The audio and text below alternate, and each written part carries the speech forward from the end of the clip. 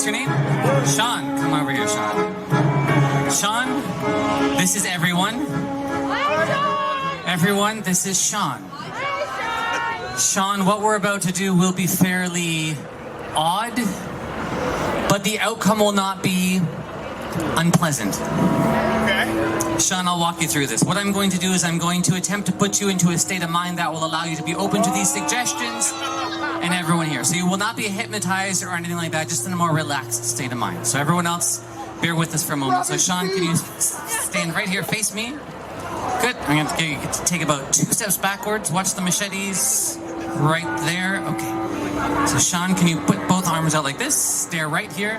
Take a deep breath in and let it out. So far, so good. Take another deep breath in. And as you let it out, just let your arms sink down to your sides like this. Sean, you're doing great. Perfectly like that. I'm going to have you turn so you're facing them again. I'm going to bring you right into the middle here. And Sean, you're going to back up a little bit. Back up, back up, back up, back up, back up. Right there. Sean, you're doing great. You're doing great. So just listen to my instructions and this will go smoothly. So, I know there's a lot of people out here. I don't want you to be nervous. I don't want you to be distracted. So we have some nice light music playing. And I'm going to put a sack over your head. That's the second time today. You ready? Okay. Sean, can you bring this arm out like this? Good, and your other arm out as well. Perfect, keep both arms just like that. Great, and then nice and slowly you're gonna sink both arms all the way down. Good, take half a step back.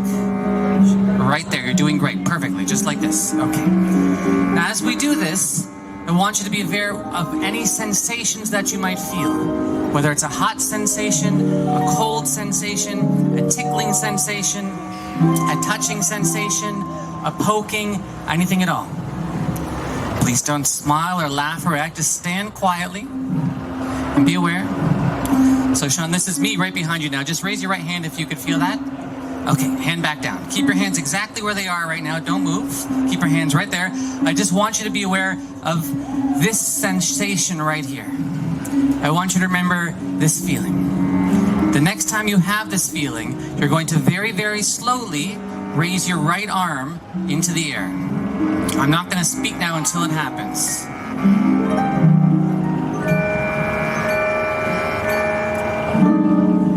All the way up, all the way up.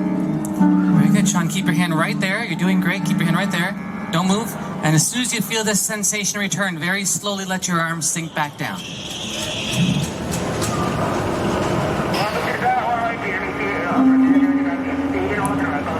Very, very, very good. Be very honest. Raise your hand if you could feel this. Hand back down.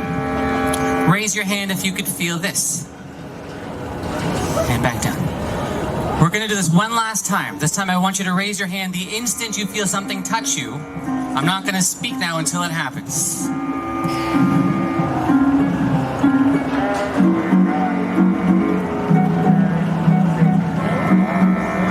Hand back down. I'm going to count backwards from 3 to 1. When I do, your eyes will open nice and wide. 3, 2, 1. Eyes open and welcome back. Okay. You did great, by the way. We're now in a pretty unique position because we're pretty much done. And you have no idea what just happened? No. It was pretty cool. It was pretty cool. I want you to wait until the show's totally over. Wait till it's totally over. Then you can ask your friends, and then you can tell them what happened. So everyone give Sean a big round of applause. Sean, thanks so much for your help. You can go back to your spot. Thanks, Sean. Well, thanks, everyone. My name's Nick Wallace. I'm very excited to be here with you this evening. Let's see, what can I tell you about myself? When I was 5, I got in trouble for setting matches on fire. When I was 4, I learned to play with matches. When I was 3, we got a cat named Matches. Any cat people out there? Yes. Anybody have more than one cat? Yeah. Anybody out there have 4 or more cats? A couple at the back. Okay, interesting. I like to think that cats are a lot like wind chimes. Wind chimes. Yeah, they can tell you a lot about a person. Someone has 1 or 2? Charming. 4 or more? Could be a few bats loose in the belfry, if you know what I mean. What about 3? 3 is safe. 3 is the cutoff. Yeah. I personally have 20. Wind chimes, not cats. That would be crazy. When I was young, for most of my childhood, I used to play football. That's not true. Sorry, I said football. I meant violin. And in that time, I found there was a lot of similarities between a musician and a magician. The most obvious is the importance of these. These are my livelihood. A broken bone, a sprained finger, even a paper cut in the wrong place could be a disaster. Yeah. I've been hiding an animal trap in my pants for the last 15 minutes. This is an animal trap. This is known as a Victor number 2 coil spring. It's, I gotta put all my weight on these 2 springs to loosen the jaws. It's got a 10-inch jaw spread, and it's used for trapping animals like foxes, whoa, and coyotes.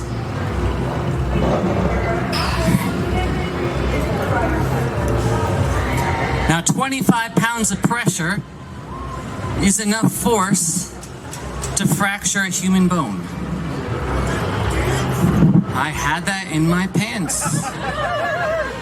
Once triggered, this trap closes with a force of 30 pounds per square inch.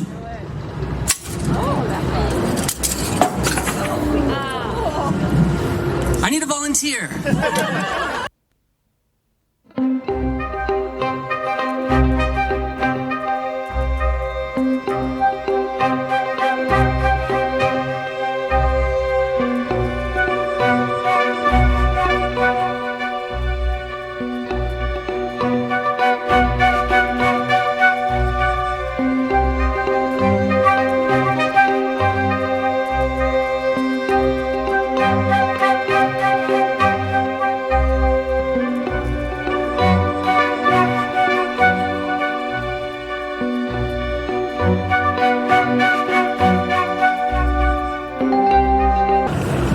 What's your name?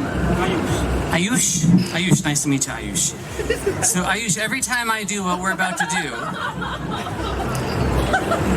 I take a photo of the person helping me and add it to my collection.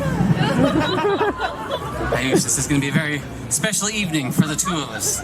You're just coming into view there almost. So there's about 60 photos here. Ayush, I'm going to put you in the middle. Can you push that photo in?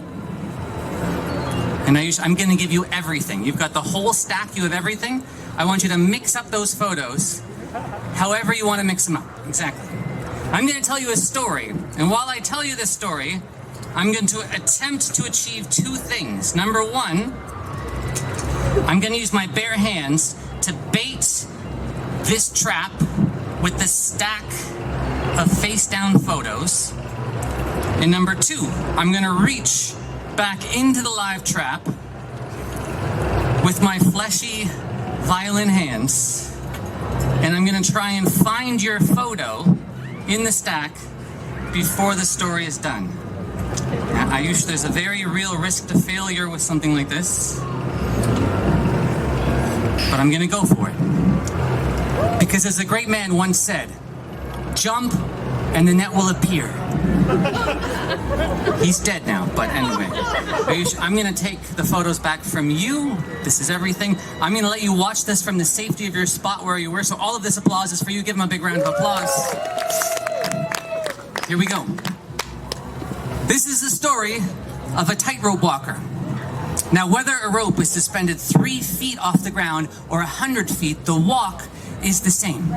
Once you've mastered the walk, the rest is all showbiz. It's all razzle-dazzle.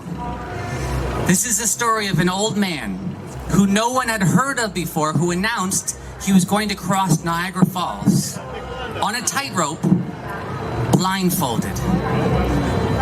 He greeted his audience with a grand over-the-top bow that gave the illusion that he knew what he was doing. It soon became clear he did not.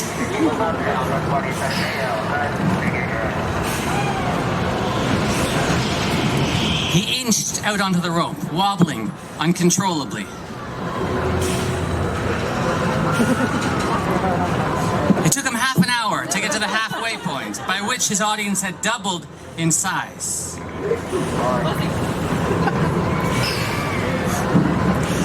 He almost fell twice. The second time he lost his shoe.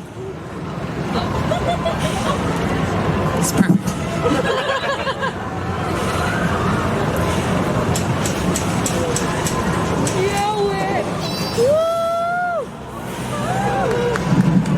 But eventually he did it. He got across, took another grand bow to the cheers and screams of thousands.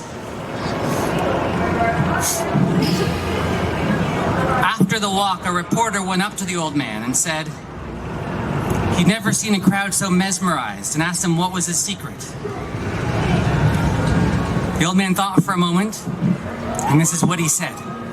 He said, "It's not hard. You just gotta make it look hard."